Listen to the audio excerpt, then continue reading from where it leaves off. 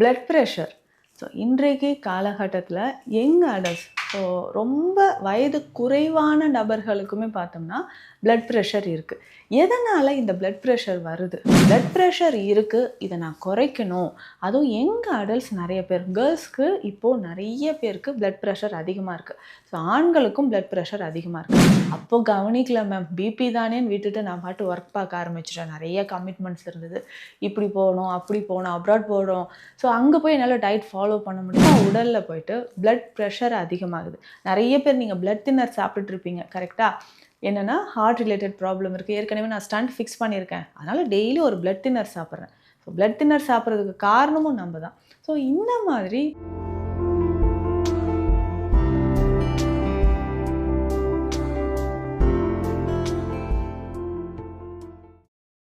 வரம் நேயர்களுக்கு வணக்கம். நான் doctor Nithya, Siddha physician. blood pressure. So இன்றைக்கு காலகட்டத்தில் யங் அடல்ட்ஸ், ஸோ ரொம்ப வயது குறைவான நபர்களுக்குமே பார்த்தோம்னா blood pressure இருக்குது. எதனால் இந்த blood pressure வருது? ஸோ blood pressureக்கு நம்ம செய்யக்கூடிய தவறுகள் தான் காரணமாக. ரொம்ப சிம்பிளாக நம்ம எப்படி பிபி கண்ட்ரோல் பண்ணலாம்? ஸோ பொதுவாக நீங்கள் ஒரு நம்ம blood டெஸ்ட் எடுத்து பார்க்குறோம், இல்லை பிபி செக் பண்ணுறோம். ஸோ இதில் blood டெஸ்ட்டில் நம்ம என்னென்ன பார்க்க போகிறோம், blood pressure நம்ம செக் பண்ணும்போது என்னென்ன நம்ம கவனிக்கணும். ஸோ blood pressure செக் பண்ணும்போது ஒரு சிலர் சொல்லுவாங்க, இப்போ தான் நான் உட்காந்தா ரொம்ப படபடப்பாக இருக்குது, கொஞ்ச நேரம் கழித்து ரிலாக்ஸாக எடுக்கலாம் அப்படின்ட்டு. ஸோ இதில் சுகர் டெஸ்ட் பண்ணுறவங்களும் நிறைய பேர் பண்ணுற ஒரு தவறு என்னென்னா, சுகர் டெஸ்ட்டு நாளைக்கு பண்ண போகிறோன்னா இன்றைக்கி ஃபுல்லாக டயட் அப்படியே மெயின்டைன் பண்ணிக்கிட்டே இருப்பாங்க. ஸோ இன்றைக்கி கரெக்டாக ஃபுட் எடுத்துக்கிறது, நேரத்துக்கு சாப்பிட்றது, சரியாக தூங்குறது, இன்றைக்கி கொஞ்சம் பாவக்காய் ஜூஸ் குடிச்சிக்கிறேன், நாளைக்கு தான் டெஸ்ட் எடுக்க போகிறோம்ல, ஸோ அப்படியெல்லாம் எடுப்பாங்க. அப்படி பண்ணாதீங்க. நம்ம நார்மலாக இருக்கும்போதே ஒரு நாள் செலக்ட் பண்ணி இப்போ அப்படியே ரேண்டமாக சுகர் டெஸ்ட் எடுத்து பாருங்கள். ஸோ அதுதான் சரியான அளவாக இருக்கும். இப்போது பிளட் ப்ரெஷரும் நமக்கு இருக்குன்னா, இளம் வயதில் இப்போது பிலோ 20 இயர்ஸில் இருக்கக்கூடியவங்களுக்கு பிபி ரொம்ப அதிகமாக இருக்குது. ஸோ 150, 100, 140, 90 இந்த மாதிரி இருக்குது. முக்கியமாக ஒரு 140 விட அதிகமாக போயிடுச்சு அப்படின்னு சொன்னிங்கன்னா கண்டிப்பாக நமக்கு பிபி இருக்குன்னு நம்ம தெரிஞ்சுக்கலாம். ஸோ ஃபர்ஸ்ட் டைம் நம்ம செக் பண்ணுறோம், அடுத்தது ஒரு 4 நாள் 5 நாள் கழித்து திரும்பவும் செக் பண்ணுறோம். ஸோ இந்த மாதிரி செக் பண்ணிவிட்டு பிபி எந்த அளவுக்கு இருக்குன்றதை நம்ம டிசைட் பண்ணிக்கலாம். ஸோ blood pressure இருக்குது, இதை நான் குறைக்கணும். அதுவும் யங் அடல்ட்ஸ் நிறைய பேர், கேர்ள்ஸ்க்கு இப்போது நிறைய பேருக்கு blood pressure அதிகமாக இருக்குது. ஸோ ஆண்களுக்கும் blood pressure அதிகமாக இருக்குது. ரொம்ப சிம்பிளாக நம்ம செய்யக்கூடிய தவறுகள் என்னன்றதை நான் சொல்கிறேன். நிறைய பேர் இதை கேட்டுட்டு ஆமாம்ல நம்ம இதெல்லாம் செஞ்சிட்ருக்கிறோமே அதனால தான் நமக்கு பிபி வந்துருச்சா அப்படின்னு யோசிப்போம். ஸோ blood pressure இருக்குன்னா உடனடியாக செய்ய வேண்டிய விஷயம், கரெக்டாக இதை 60 days ஃபாலோ பண்ணாலே blood pressure நமக்கு நார்மல் ஆகிடும். ஏன் நான் இதை கரெக்டாக சொல்கிறேன்னா, இன்றைய காலகட்டத்தில் ஒரு blood pressure இருக்குது, ஒரு 2-3 வருடங்கள் இப்படியே நம்ம விட்டுட்டோம்னா கண்டிப்பாக கிட்னி ஃபெயிலியர் வர்றதுக்கு, கார்டியாக் இஷ்யூஸ் வர்றதுக்கு, இதயம் சார்ந்த பிரச்சனைகள் அப்போது நம்ம ஃபீல் பண்ணி எந்த ஒரு பிரயோஜனமே இல்லைன்னு சொல்லலாம். எதற்காக சொல்கிறேன்னா, நம்மக்கிட்ட அந்த ட்ரீட்மெண்ட்காக வரக்கூடியவங்க என்னங்க இவ்வளோ கேர்லெஸ்ஸாக இருந்திருக்கீங்களே, இவ்வளோ கேர்லெஸ்ஸாக இருக்கீங்க, நான் திரும்ப திரும்ப கேட்பேன், எப்படிங்க இப்படி இருந்துட்டீங்க, திரும்ப விட்டுட்டீங்களே அப்படின்னா, அப்போது கவனிக்கல மேம், பிபி தானேன்னு விட்டுட்டு நான் பாட்டு ஒர்க் பார்க்க ஆரம்பிச்சிட்டேன். நிறைய கமிட்மெண்ட்ஸ் இருந்தது, இப்படி போகணும், அப்படி போகணும், அப்ராட் போகணும். ஸோ அங்கே போய் என்னால் டயட் ஃபாலோ பண்ண முடியல, அப்படியே விட்டுட்டேன். இப்போ திரும்ப எனக்கு அங்கே போயிட்டு ரொம்ப பாடி வீக் ஆகினதால, இவ்வளோ கிரிட்டிக்கலாக இருக்கிறதுனால திரும்ப நான் வந்துட்டேன். இப்போ நல்லா க்யூர் பண்ணிக்கலாம்னு நினைக்கிறேன். அதாவது ஸ்டார்டிங்லேயே அதை நம்ம ரொம்ப ஈஸியாக டயட்லேயே க்யூர் பண்ண வேண்டிய ஒரு விஷயம் 2-3 வருடங்களில் கிரிட்டிக்கலாக ஆனதுக்கப்புறம் ஸோ மெடிசன்ஸ் எடுத்து அதை நம்ம க்யூர் பண்ணணும் அப்படின்னு அப்புறம் தான் நம்ம திங்க் பண்ண ஆரம்பிக்கணும். இப்போது blood pressure இருக்குன்னு வச்சுக்கோங்களேன், ரொம்ப சிம்பிளாக நம்ம அவாய்ட் பண்ண வேண்டிய விஷயம், இதெல்லாம் சாப்பிடுங்க நல்லது அப்படின்னு எவ்வளோ பேர் எவ்வளோ டாக்டர்ஸ் சொன்னாலும் நம்ம கேட்க போகிறது கிடையாது.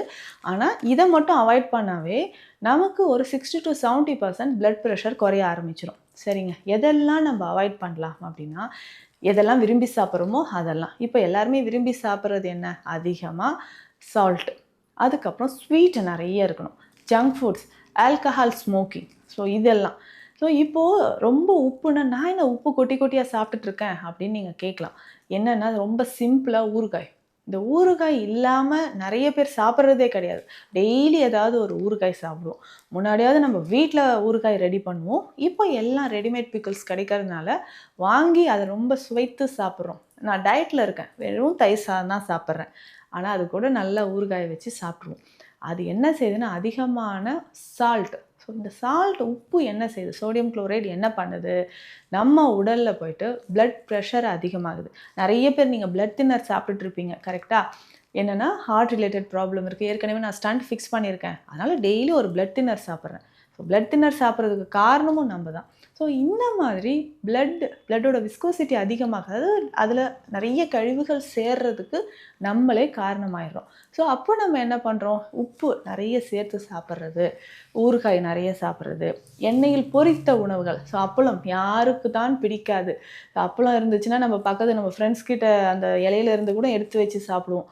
அந்த அளவுக்கு அப்பளம் நமக்கு ரொம்ப பிடித்த ஒரு உணவு.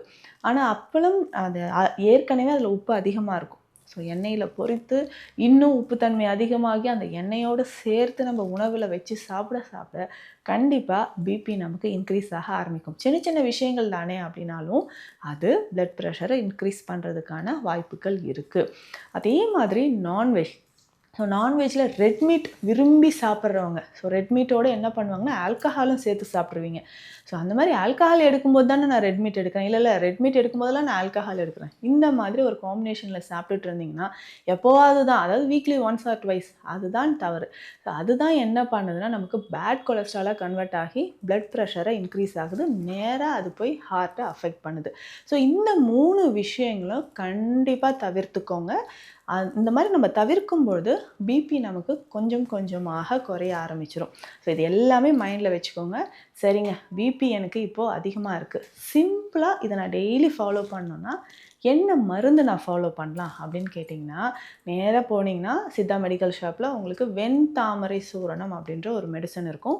இதனுடைய ஏலாதி சூரணம் அப்படின்ற மெடிசன் இருக்கும். இந்த 2 சூரணம் அப்படின்னா பவுடர் ஃபார்மில் இருக்கிற மெடிசன்.